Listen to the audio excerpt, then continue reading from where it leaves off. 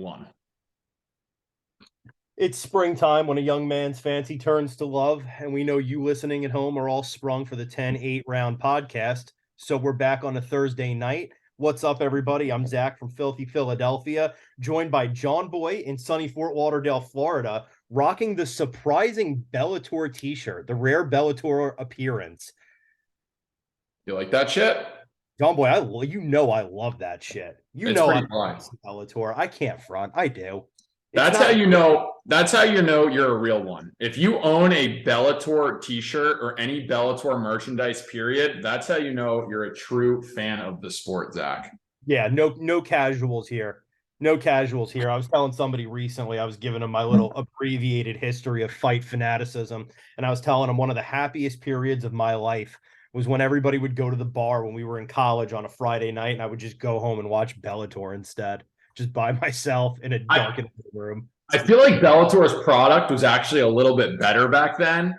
I might be a little bit of bias. Maybe it was because some of the UFC vets we followed along the sport were there. Yeah. But it is what it is. Bellator's fallen off ever so slightly. Listen, they had a resurgence this weekend, and honestly, it wasn't bad. We're going to get into that. We're going to get into that. We're going to get into that. First things first, we got to do the ceremonial crack into the kill cliff. Say less. And I believe that we also have another sponsor coming on board, possibly. Who knows? Just throwing it out there. Who knows? You never know. I'll tell you this. It's springtime. We're a week away from Cinco de Mayo. So I want to give you a little hypothetical here. If you're in New Jersey this weekend, you're a New Jersey native. We got a lot of homies in New Jersey who listen to the pod. So I'm talking to them right now. You're in Jersey. It's Cinco de Mayo. You're bellied up to Miller's Ale House where you should be. Maybe you convince that cute bartender to put on the ceremonial weigh-ins for you. You're getting ready for UFC Newark. You know John Boy's going to be in the house at UFC Newark. You're getting ready to ask him for an autograph. You're building up your nerve. You're seasonally appropriate, so you got yourself a margarita and a quesadilla there at the Millers. You're thinking to yourself, John and Zach were onto something this week on the pod. Why don't you hop on Sport Trade?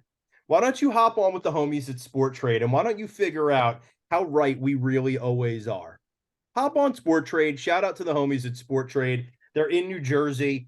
It's a really interesting way to kind of, they don't do gambling. They do sport investments. John, I think you understand it a little bit better than I do, but from the little that I know, it seems pretty fucking cool. Yeah, man. I mean, basically their slogan is sports betting meets stock trading. And essentially the gist I get from it is you are making an investment on a fighter and or a player. And it's based on the trajectory of their career. So if you think somebody's going to do well and you think that they're in a buy low candidate position, Sports Trade might be for you. Put everything you own on Ricky Tercio right now. You heard it here first. If you hate money, absolutely follow Zach's words right there. Put it all on the boy, Ricky. Thank me later. I was actually laughing about that the other night with Ricky Tercio. I honestly, because you saw Brady Highstand, he fought this week. And looked good. Brady looked good. I mean, he was getting his ass kicked early on. He was by Dana. And then in the third round, the war of attrition started to fade in, and the boy, Brady Highstand, got it done. RNC in the third round. That was who Ricky Tercio went in the finals with, correct? I believe it was a split decision to win the Ultimate Fighter. I think it was. And it seems like Brady is maybe improving on the skill set a little bit. Yeah, I mean, it's absolutely a dub for you, right? That doesn't hurt. We will see. I still feel confident in my bet, but time will tell. I heard a rumor. Speaking of appetizers like quesadillas, I heard there's a little appetizer this Saturday night. I heard there's some fights on. Is that true? That's what people are saying, man. We got a fight card this week. You want to let the people know who the main event is? I do, because the main event, kind of a fun one. You got the homie Yadong Song taking on the streaky but currently hot Ricky Simon. How you feeling about this one? I mean, that's a great fight, man. That's a banger of a fight. I absolutely love the fight. This was supposed to be on, I believe, last week's card. It got scratched from it, and then they moved it to this and made it the main event, which I actually like because then a 3-round fight becomes a 5-round fight. And I will take 5 rounds of this. I don't think it's going to go 5 rounds. I have a very strong lead with who I like in this fight, but I'm going to ask you first before I get into it. Who do you think the favorite is here? I think Ricky's the favorite. You would be right, but I don't agree with that. I'm not sure that I do either. So let's get into it. Let's do it. Let's do it. I mean, you look at Yadong, right? His last fight is a loss, but it's a loss to Corey Sandhagen, who is arguably the heir apparent for the bantamweight crown. Yeah, I mean, he's the number one contender as of right now, probably, Right? or two. Yeah, and before that, lost to Kyler Phillips, but in between, beat Marlon Moraes, Julio Arce, and Casey Kenny. Not bad dubs. No. Uh, he drew with Cody Stamen, but Yadong Song has put together a decent little resume. He's coming out of Team Alpha Male, who, if we're really getting deep in the weeds here, he's with Team Alpha Male. That's Uriah Faber's camp. One of Ricky Simone's 3 losses is to Uriah Faber back in 2019. Very sharp. I'm glad you brought that up. It was also a TKO loss. Let's not forget. He got knocked out by an old Uriah Faber. Yeah. Old Uriah Faber. An aging California kid in that way. Yeah, big time. Yeah. Not a great look. But Ricky Simon, can we get a judge's ruling? Is it Ricky Simon or Ricky Simone? You know that's not the question for me, Zach. It's not. I'm going to go with Ricky Simon because that's what I've been saying all day. Okay. Ricky Simon's put together a decent resume since 2019, not really his year, right? He loses back-to-back to Uriah Faber and then to Rob Font. Yes. Tough fights in aging Uriah Faber, but let's not put any disrespect on the California kid's name. He was once upon a time the absolute man. Agreed. So he has a rough 2019. 2020, Ricky Simon comes out, beats Ray Borg. Okay, whatever. Ray Borg just got fired from Bellator, so we'll put that in the maybe category. Beats Brian Kelleher. All right, whatever. It is what it is. Beats Rafael Asuncao. Not bad. Now we're talking. Next one's the big one. Yeah. Next one, he beats Jack Shore last July via arm triangle. Yeah. So Ricky Simon is coming on hot here lately. I think we can expect some fireworks in this fight. And Ricky Simon, what I like about him, he's got 6 TKO victories, 4 submissions, 10 decisions. So this is a guy who's kind of got a weapon for every war that he's in. You're leaning Yadong Song. Let me hear it. Break it down for me. All right. Well, first off, you're getting plus money, right? You're getting even to plus money on Song Yadong. I think matchup wise, right? We always go back to this. UFC styles make fights. I think Song Yadong has pretty decent wrestling. We just talked about how he trains at a Team Alpha Male. It's a very wrestling heavy camp. Yep. So I think he'll be prepared for this one. I think he's the cleaner fighter on the feet. I think he hits a little bit harder. And I think Simone's going to become susceptible to that over the course of 5 rounds. I would have initially guessed that Song Yadong would have been the favorite here. I don't think it would have been by a wide margin, but I like Song Yadong here. I think the resume is a little bit stronger. I like the wins over Marlon Moraes, Julio Arce. They were both knockouts. Casey Kenny is as legit as they come. Yep. Then he was the Corey Sandhagen fight before the stoppage with the cut. I believe Song Yadong might have been up on the cards. I don't know if I agree with that, but it just goes to show how closely contested of a fight that was. I think Song Yadong's going to have a little bit of a chip on his shoulder. And I think matchup-wise, this is going to be a favorable matchup for him. So for those reasons, give me Song Yadong even money and lock it in for the main event. And let me add on one more heaping of praise for Song. If you look back, so he's got 7 losses in his career. Mhm. Most of those losses came before he was in the UFC and Yeah. before he joined Team Alpha Male. So you can clearly see a man who is improving, a guy who clearly found the right fight camp and is now getting better. And I always like to watch a guy who you can look at his record and clearly see him getting markedly better. That to me also favors Song here. He's 25 years old as well, right? So he was Yeah. pretty young. So if you go back to see when his last losses were, right? Obviously, the loss to Corey Sandhagen, Phillips was in 2021. But after that, his next loss was in 2017. Yeah. So he was 19 years old at the time. So the guys had a lot of room for improvement, a lot of room for growth. And I think we're seeing that right now at a Team Alpha Male. I honestly think Song Yadong is a top 5 bantamweight in the world. Maybe he could crack into the top 3 even. He really could. I think he's that good. I think that he has a very, very high ceiling. Ricky Simone is no joke. Ricky is absolutely no joke. It's going to be a really good fight. I think it is, I think it's a warranted main event. And yeah, man, I like Song Yadong here.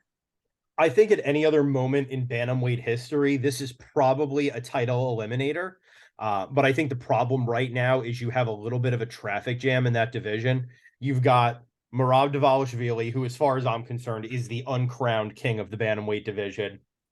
You've got Cejudo, Sterling kind of gumming up the works there. You've got Corey Sandhagen kind of gumming up the works there. It seems like they haven't quite figured out what to do with the bantamweight division yet. You And forget so Sean O'Malley? I try to. Every day I wake up and hope that I will forget the name Sugar Sean O'Malley.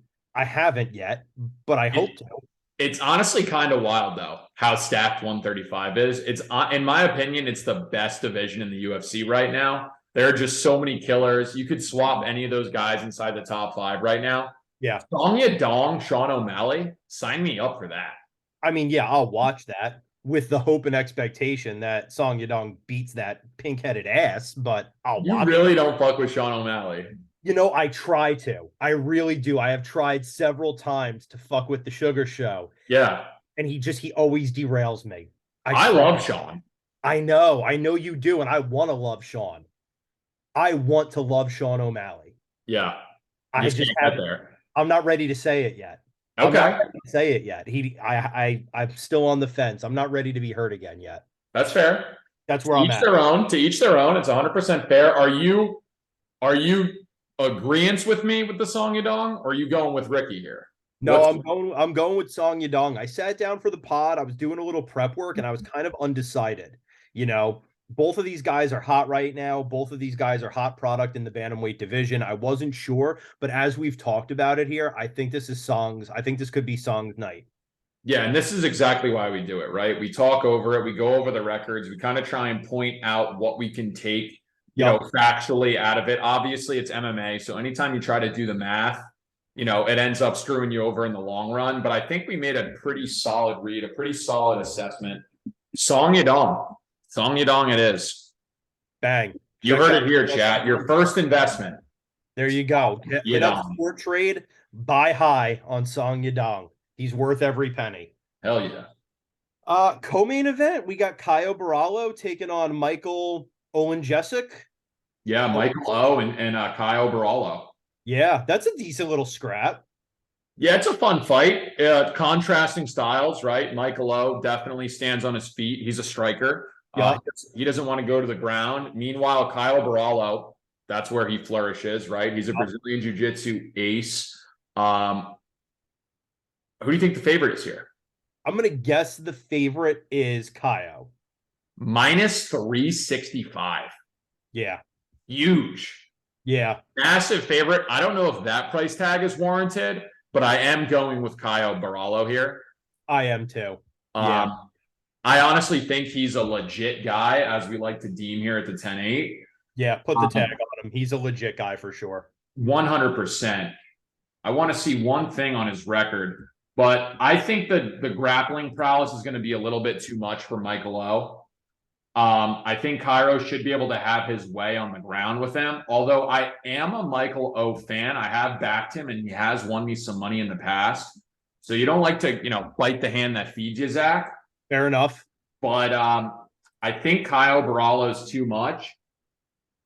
And he also has a tattoo on his neck that says free spirit. So he's pretty invested in the sport, is what I have to take from that. If you were to ask me to guess right now which active UFC fighter had a tattoo on their neck that said free spirit, I would probably guess Ricky Tercio.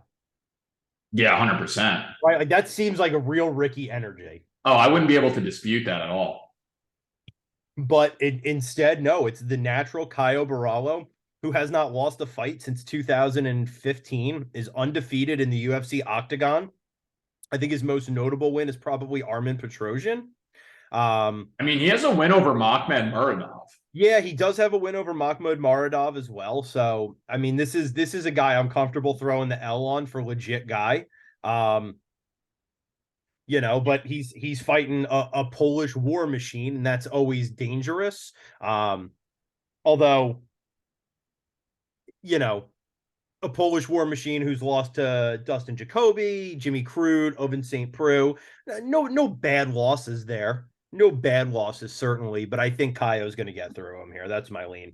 And also one thing to take away from this, after Michael O popped for steroids, he's been on a slight decline.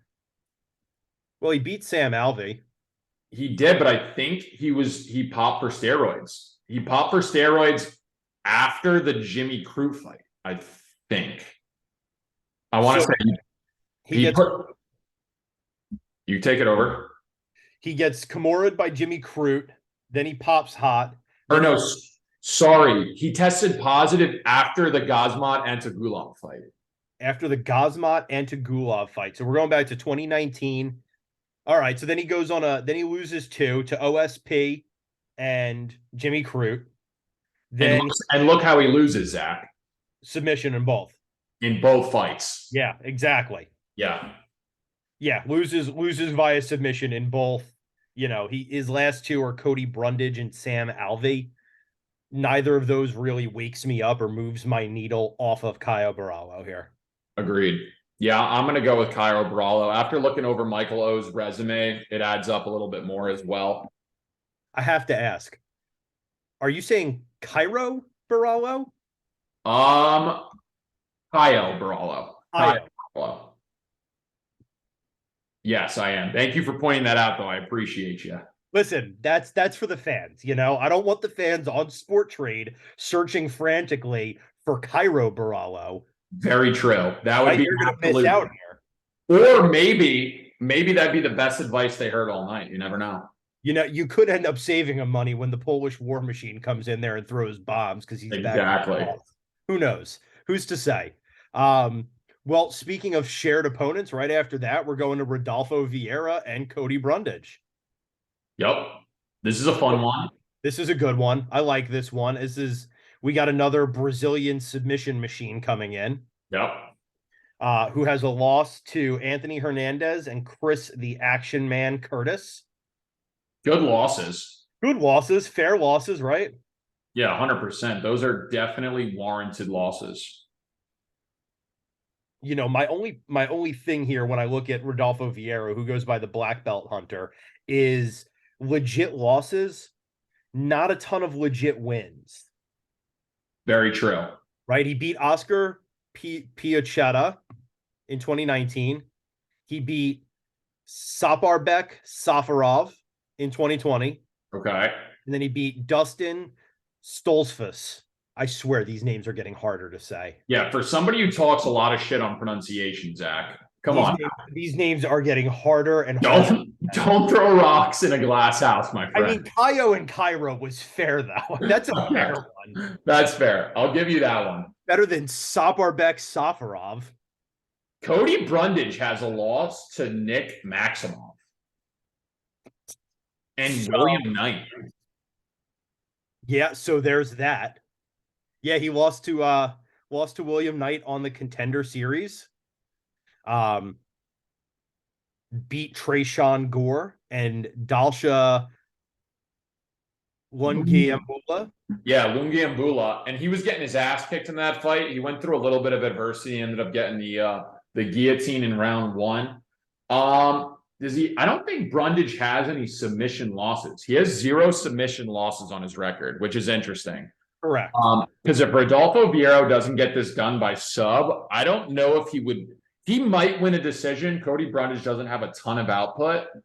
You have an idea of who the favorite is in this one?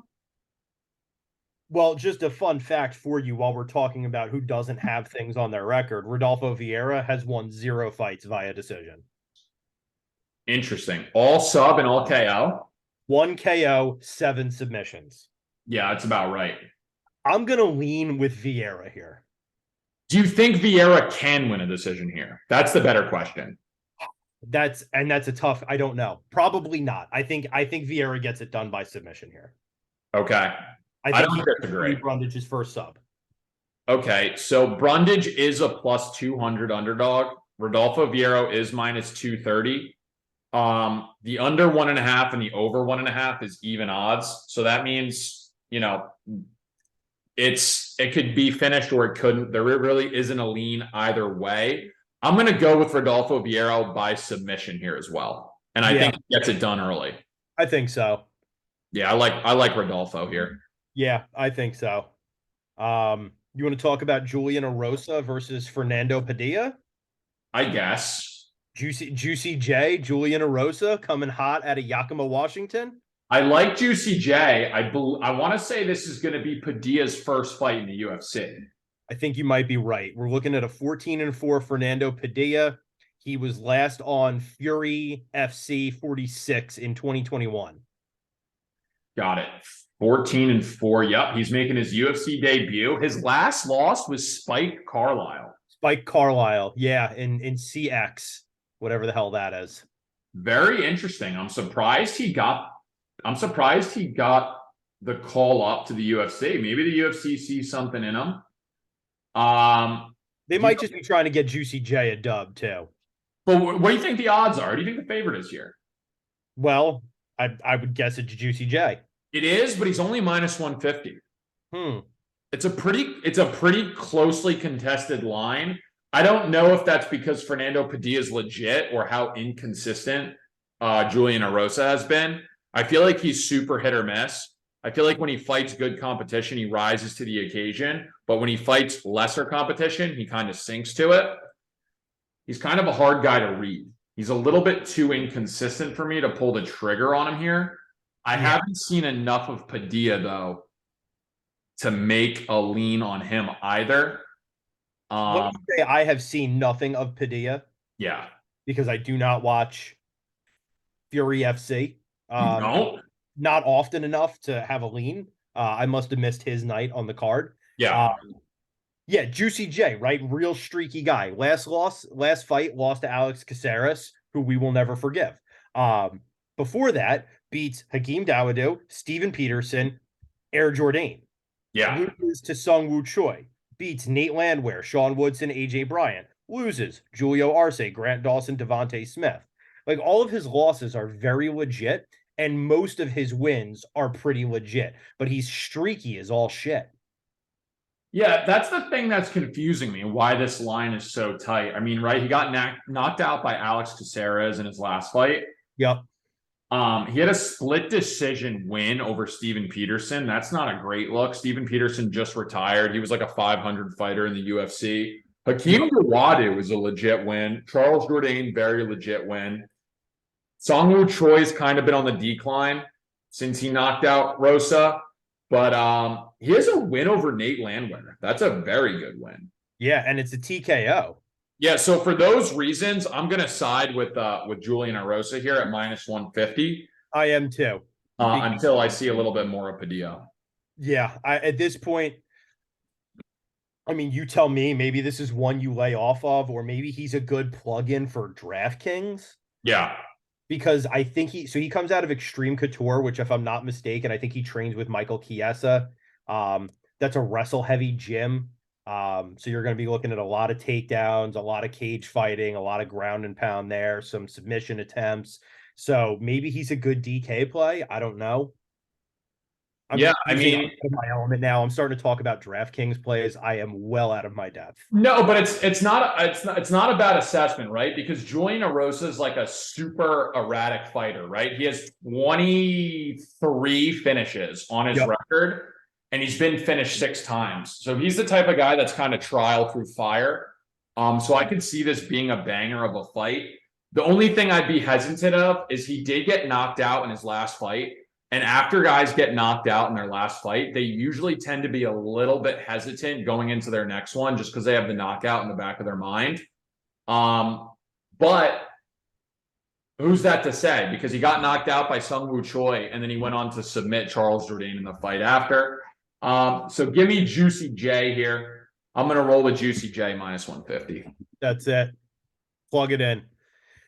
We got the big boys next. We got the undefeated Waldo Cortez Acosta taking on the occasionally defeated Marcos Rogerio de Lima.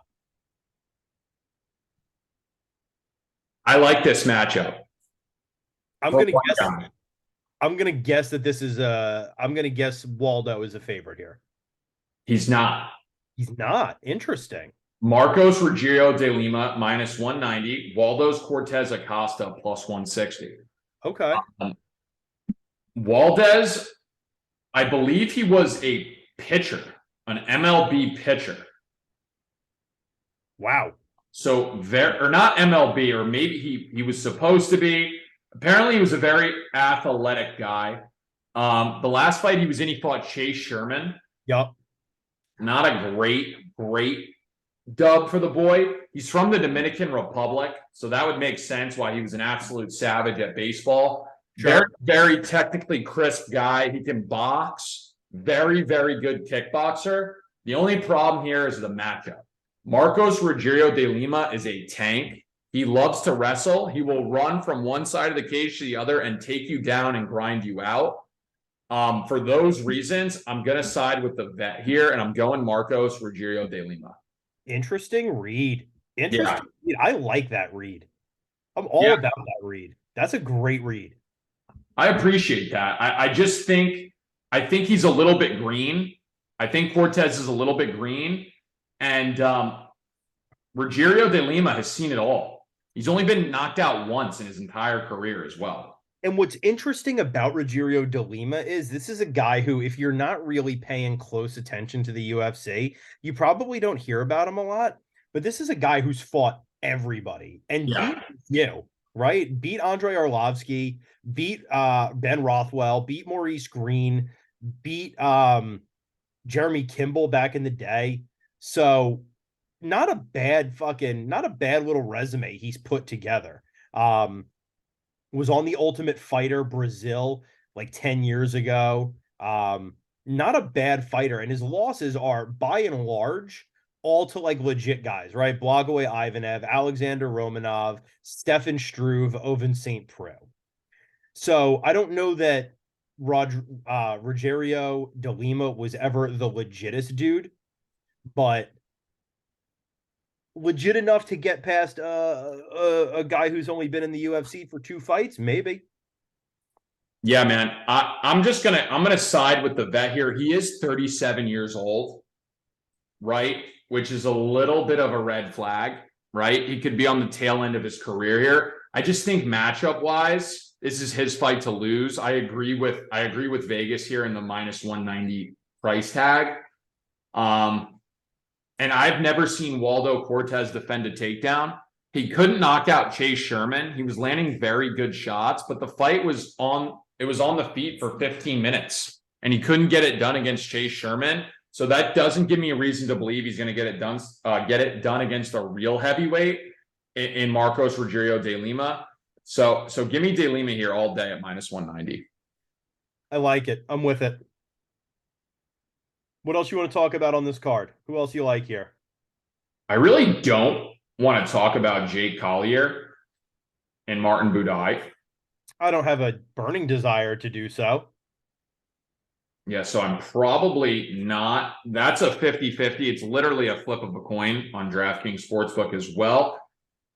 Josh Quinlan and Trey Waters is an interesting fight that we have here towards the bottom. 6-0 Josh Quinlan, 7-1 Trey Waters. Yep, Josh Quinlan coming off of a knockout win over, I believe, Jason Witt, which Yep, isn't like Jason Witt. which isn't like a great win, but it's a UFC knockout nonetheless. Trey Waters is actually pretty decent as well, but he hasn't fought in the UFC, I don't believe. No, he lost his Contender Series bout last year. Got choked by Gabriel Bonfim. One of the Bonfim One of the brothers. Bonfim brothers. I mean, you know it's a bad night when you get matched up with a fucking Bonfim brother. And You know that's the his crowd's not there to see you. that's his only loss. That's his only loss is to a Bonfim. Yeah. His only loss is a Bonfim brother. Every other win, he has got what? Submission, TKO, sub, decision, sub, KO. After the Bonfim loss, he went on to knock out Jalen Fuller and LFA. Yep. Interesting. That could be a very good fight. Both guys like to stand and bang. Trey Waters is plus 155. I might have a dog play here. Just based off of the Bonfim as his only L. Yeah. That's not a bad play, because I think the question comes down to, do I think Josh Quinlan is better than one of the Bonfim brothers? And I don't think that he is. No, absolutely not. Not on his best day do I think he's a Bonfim brother. So, yeah, I mean, if you're looking for a dog play, Trey Waters might be your move. Yeah, Trey Waters is interesting because who hasn't knocked out Jason Witt? Right. You know what I mean? I know exactly what you mean. Interesting. That's an interesting fight. I'd like to see a little bit more out of Waters, right? The Bonfim loss, it's hard to gauge really how much he has. Yeah. That one. Oh, I got a fun one we should talk about. The boy Mike from Brooklyn wanted us to reach out to this man. Maybe we will. Charles Energy Johnson. Yes, he was hyping up, and that's Mike from the Bronx, our homie. Yeah, Mike from the Bronx plays, I want to say Xbox. He plays games with the boy Charles Johnson. I think he does. Yeah, the Energy, Charles Johnson coming out of St. Louis, Missouri. Shout out Mike from the Bronx. Shout out Energy. Yeah, he's taking on Cody Durden. That's a good fight. Yeah, very interesting fight. Who do you think the favorite is here?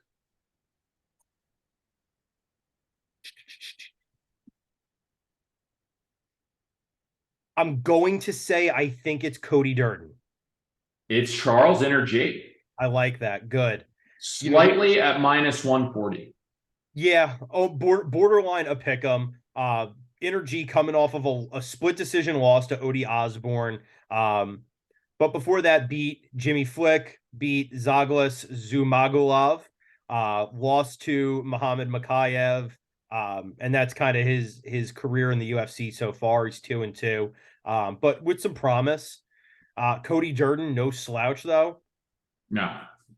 Also lost to Makayev, but beat Carlos Mota, JP Buys. Oh wow, that's super interesting. Charles Energy Johnson. Guess who he won the LFA title with against? Who was it? Carlos Mota. Oh, interesting. All Carlos right. Mota. He knocked him out in the 5th round to win the LFA championship, and that just so happens to be Cody Durden's last win. Interesting how the UFC put that together. A little bit of worlds collide here. Yeah, that's interesting. Very similar matchup and resume. Yeah. This is a tough fight. That is a tough fight. That's one to watch. You might get some fireworks on that one. There's just two tough dudes getting in there and scrapping. Yeah, that's a tough one. That's a flip of a coin. I think that could be minus 110 either way. I don't really have a favorite in that one. I think, look, at the end of the day, I don't really have a lean one way or the other. So I think brand loyalty says, the homie Mike from the Bronx says, rock with Energy. I'm going to rock with Energy until I see evidence otherwise. Yeah, maybe a slight favorite for Charles Johnson. His resume is a little bit better actually in the UFC. Yeah. So I guess the minus 140 is warranted. We'll side with Mike from the Bronx and we'll go Charles Johnson here. We'll go Energy. Yeah, I like it. Energy, rock with him. I can't imagine there are any other fights to talk about here. Well, we were going to talk about Brian Kelleher and Journey Newsome, but Brian Kelleher got scratched off the card. So Journey Newsome's fighting Marcus McGee on late notice replacement. Yep. Stephanie Egger, Irene Alexieva. Yep. Not much to see there. I think Eager gets it done and gets it done with him like at her discretion, at her will, any way she wants. She should make easy work out of Alex Siva. And then Haley Cohen and Jamie Lynn North. I got nothing on that, my friend. Yeah, I was really trying to find something to say about that one. I got nothing. It looks like they kind of took their own headshots here. It looks like Amy Lynn North's headshot may have actually just been like taken off of her Facebook page. Like ShareDog was like, we need a photo because she's on the UFC card. They just fucking snapped it off her Facebook real quick. Yeah, I got to see this. I got nothing. Jamie Lynn North, undefeated, 5 wins, no losses, coming straight out of the LFA. Amazing. Fighting Haley Cohen, who won her fight on Dana White's Contender Series by split decision. Also an LFA alum. Surprise, surprise. Hey, the Jamie Lynn North or Jamie Lynn Horth. Horth, yeah, Jamie Lynn Horth. Jamie Lynn Horth. She does have 5 finishes. He does. For what that's worth. She does have 5 finishes. Haley Cohen, we didn't see much out of her. Like you said, she had a split decision. Didn't see much out of that. Jamie Lynn Horth's last opponent, 10-5. Jamie Lynn Horth is the favorite here. Maybe after this win, she can get a legitimate picture on ShareDog. Maybe that's what she's fighting for on Saturday. One can only hope that the UFC upped the stakes with a legitimate photo for her and her ShareDog representation. Because legitimately, it looks like they screenshotted their iPhone on her Facebook and then cropped the edges and slapped it right in there. You're talking the ShareDog picture with her with the belts? Yeah. The headshot's even better when they zoom in on the headshot. Yeah, that's her face, like that's her profile pic, right? Like that's what that is. Yeah, no, that was definitely taken on a cell phone. That was not planned. Yeah, no, that's a candid look at me with 2 belts from a prof pic, uploaded for the likes, ShareDog scrambled, snapped it off the internet real quick, and here we are. I'm gonna go with Android photo, like Jamie Lynn Horth, though. Yeah, I have no reason not to. I like it. And honestly, I hope they don't change it, right? Because that's fuel. That's motivation to be great. No, 100%. You wake up every morning with a little bit more burning desire in your heart when you see that photo on ShareDog. You're getting disrespected on ShareDog by the proprietor of the internet here. I love it. I'm into it. Let's go. That sufficiently covers this card in probably a deeper sense than we ever needed to. Agreed. Our fans have a grand total of 24 hours to listen to this podcast, and they've got 45 minutes worth of material for this fight card. Yeah, no, you're right. You're right. We did the damn thing. We did the damn thing. Do we have anything else going on in the MMA sphere of the world? We've got some stuff going on. We've got some stuff that happened last weekend. We've got some stuff that's happening in the future. Number one, Bobby Knuckles versus Dricus du Plessis. I'm going to go in with the early call and say Bobby Knuckles by however the fuck he wants. Is it? I don't know how to say this, but I kind of want Dricus du Plessis to win just because I want him to fight Adesanya so bad. I feel like Adesanya is going to, if given the opportunity. I don't think we've seen that Izzy yet. Like, you remember the Izzy when he beat Alex Pereira and he came out to Trapped, right? And there was no pageantry. He was just laser focused. Like, that was a different man. Dricus du Plessis is going to bring out even another level, I think, in Israel Adesanya. Yeah, no, I agree. I think Israel Adesanya would come out with bad intentions, trying to legitimately hurt somebody, try and maim somebody for the rest of their life. Dricus du Plessis being the man on the other hand of it.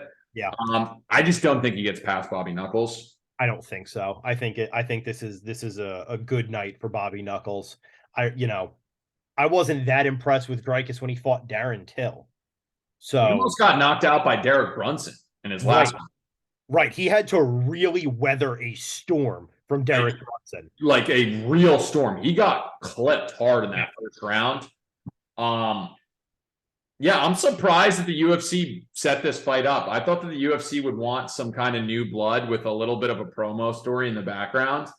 with Dricus Du Plessis, especially with Adesanya cleaning out the middleweight division. I felt like that was kind of the fresh meat that you could have pushed into the equation, but they said, fuck that, let's give him Bobby Knuckles. I think, and this is a working theory, if you have been following Dricus Du Plessis, he seems to have gotten really comfortable referring to himself as the only African fighter on the UFC roster. Yeah, bold move, Cotton. Bold move considering he is white and from South Africa, and that is not a country with the greatest history of race relations. Israel Adesanya, who has Broken Nation tattooed on his chest, Broken native, yep. Broken Native across his chest, and Kamaru Usman have understandably taken some pretty big umbrage with that. If I'm the matchmakers in the UFC, yeah, I'm thinking this is one rivalry maybe I don't want to sell because I'm really worried how far Dricus Du Plessis is going to take this joke. I would love to see how far he could take it, because the best part is when you take something that far in this sport, Zach, you have to answer for the consequences. And that's the only sport where you have to, at the end of the day, you have to step into the ring and you're putting your goddamn life on the line. Let the boy talk and let the fans watch. That's the fight they should have made. I just know the thought of that is giving someone in UFC corporate sweaty palms, right? Of what he might say to Israel Adesanya about African hair. Like, I just know they're getting sweaty palms thinking about it. There's like nervous short breath. That's what sells, though, right? A little bit of controversy is going to sell. Even if you cross the line, I feel like the UFC is the one sport where you can still kind of flirt with that line of what's too much or too, not enough, if you will. There's no such thing as bad publicity, especially when you're trying to sell a pay-per-view. You know what I think they're juicy. You know what I think they're thinking, though? And we learned this lesson, right? We learned this lesson with McGregor versus Nurmagomedov. There are some gentlemen in some parts of the world, they don't engage in fight selling. When you cross that line with them, when you step that line, they're coming for your team. They're not stopping when the ref says stop. They're drop kicking you from the top of the octagon after it's over. But I'm so glad you brought that up. That's the #1 highest grossing selling pay-per-view of all time. Listen, controversy sells. You're not wrong about that. You're not wrong about that. It's all about the money, Zach. You know that. Follow the goddamn money. That has money. That has dollar signs written all over it. Well, if he can get through Bobby Knuckles, and that's a big if, we may find the answer to that question of how far will controversy go. Yeah, we can squash that dream. Hopefully somebody pulls out and they reschedule or something. Hopefully Knuckles pulls out and Adesanya steps in. But I gotta tell you, I think Bobby Knuckles beats that ass. I do too. Yeah. I think Whitaker actually is probably a worse matchup for Dricus Du Plessis than Adesanya is. I agree. Just because of the wrestling prowess. It's like Whitaker's probably better everywhere. Yeah. I don't even see a facet where Du Plessis is better in any spot. Whitaker went 5 rounds with Adesanya, and it was a very closely contested bout. It was. I don't get it. I'd love to see the line. I would line it at like -400, -500 for Whitaker, maybe even higher. Yeah. Well, we got another fight announcement. Oof. Philly's finest, Sean Brady, taking on JDM Jack Della Maddalena. That's a tough night at the office for the boy Sean Brady. It's almost like after the hype train got derailed, they were just like, time to throw all the hype that we put on Sean Brady onto JDM. Is that what you're getting from this? I think that's probably what they're doing. Look, at the end of the day, though, I mean, Sean Brady is as tough as they come, right? This is a guy with, impeccable credentials for the sport of MMA. I like the matchup because you know what? He's either going to win or he's not. Right. And if he derails the JDM hype train, then Sean Brady's right back to where he was before the Bilal Muhammad fight. Do you think he wins that fight? I'm going to have to sit down and really think about it. I'm going to need to take the time. Very Philly answer. I've already told you in the DMs I am incapable of taking the emotion out of this one. Of course. So I'm going to need to get as close to unemotional as I can to sit and look at it. The answer is I don't know. I mean, I don't know. It's a tough one. It's a tough one. That's a tough night at the office. I'll say that much.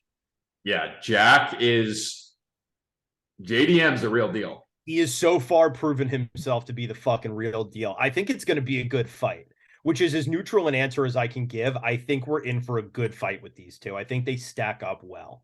I think the real question is if JDM can neutralize the wrestling, right? Sean Brady's been able to kind of utilize his wrestling in every fight, and the fight he couldn't utilize the wrestling is the fight he lost against Bilal Muhammad. Yeah. And not to transition away from it, but we didn't talk about this. Co-main event next week on late replacement. Bilal Muhammad, Gilbert Burns. Yeah.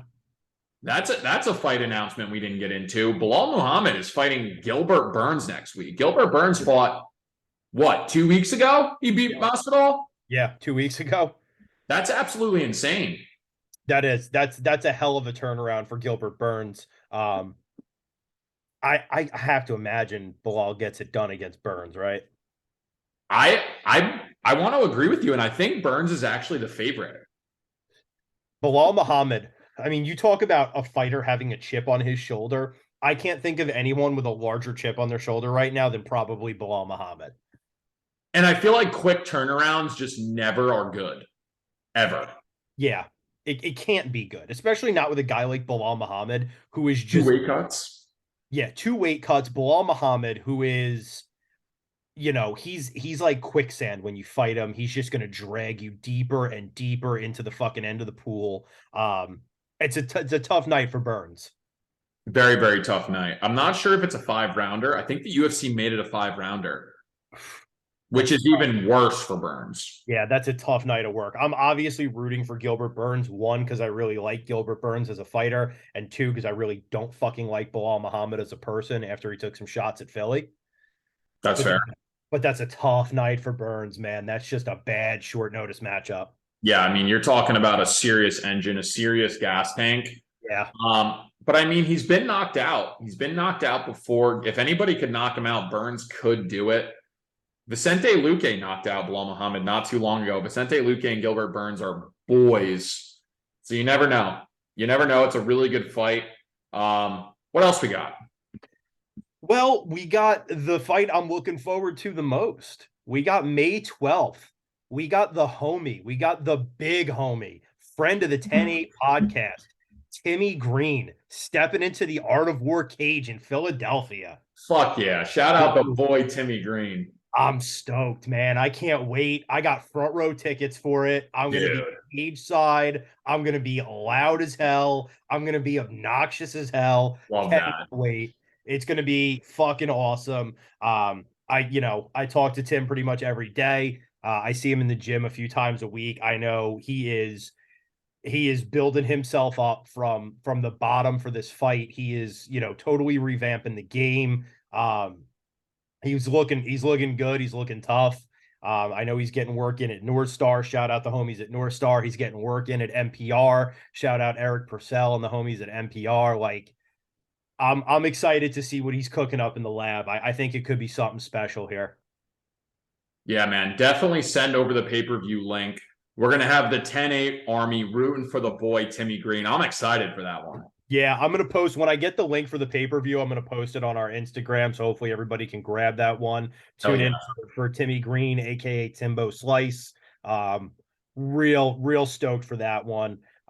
That's a kid who's just working hard in the fight game, and you'll love to see it. Did you catch any of the boxing on Saturday? I did. I did catch it. The Tank Davis, Ryan Garcia fight. Arguably the biggest boxing fight of the year. You could make the argument for it. Yeah, man. We just saw levels to the game. We saw a guy who used to spar Devin Haney when he was 15 years old versus a guy who just didn't have the quality of competition. Tank Davis showed why he's one of the best in the world. I saw a stat with him. He has the lowest, for a boxer, he has the lowest striking output of all time, and he has a 93% knockout rate. That's insane. Absolutely fucking insane. The power that guy possesses. You could see every single shot that he threw had bad intentions on it. He dropped Ryan Garcia in the second round. He hit him a couple times, and then he ended him with the liver shot in the 7th round. I like both guys a lot. I think it's good for the sport of boxing. I think we'll see Ryan Garcia again. I thought that the weigh-in thing was a little bit interesting. I do think that that had a lot to do with the outcome of the fight, where Ryan Garcia had to weigh in the morning of the fight because of a rehydration clause in the contract. I Yeah. thought I thought that was a little bit interesting, something to make note of, but it shouldn't take away from Tank Davis's performance, man. Guy is an incredible athlete, one of the best boxers in the world, and arguably the one of the biggest draws besides the heavyweight boxing division. I think he's an even bigger draw than probably Canelo right now. I I know think that's crazy to say with Cinco de Mayo coming up very soon. I think what's his name? Canelo has a fight. I don't even know who he's fighting, but he is fighting on Cinco de Mayo. See, it Yeah. gives you an idea. You don't even know who he's fighting. So yeah, man, what do you think of it? I mean, it was a masterclass. I thought, you could watch it and you could watch that Ryan Garcia just couldn't stop it, right? Ryan Garcia's biggest weapon arguably is his left hook. You saw him getting all kinds of funky with that left hook in the first, throwing it at Tank with bad intentions. Then you saw him throw it in the second. And if you watched, I mean, Tank Davis just to beat that left hook, just started leaving that right out there for a second, leaving the right out there for a second. He did it one time. Garcia went to throw it, got dropped in the second, and then continued to do it, right? Because at that point, it looked like he had Garcia in quicksand. Garcia did not know what to do without that left hook available. And Tank struck, dropped him with a liver shot. Garcia took 2 steps back, hit a knee, fight over. It was a masterclass in boxing. Shout out to Baltimore, shout out to Tank Davis. Yeah, man. He guy's a savage. I will definitely tune in to watch him fight. Yeah. Um, I want him to fight like what? Honestly, like Devin Haney would probably be next. I forget who called him out. Shakur Stevenson. Oh, Shakur Stevenson. Sign me up for that one. Yeah, that's a good fight. That's a freaking that's a that fight has to happen. Yeah, that's a great fight. I'm excited for that. It's nice to have a little bit of boxing to be excited about. I agree. It's been a while. Boxing, if there's a sport known for fuckery, it's fucking boxing. But it's nice to have some boxing to be excited about. So, shout out to Tank Davis. What else can you say? Yeah, no, absolutely. You catch any of the Bellator this weekend? I did not. I did not. You were raving about it though. You said that Bellator's kind of back. If Bellator felt like they were kind of back. 2-night event, which was fun. Really enjoyed it. They were in Hawaii. They always seem to put on their biggest shows when they're in Hawaii. Friday night saw Deanna Bennett and Liz Carmouche in the main event. That was a highly touted main event. Deanna Bennett was not eligible to win the belt because she missed weight.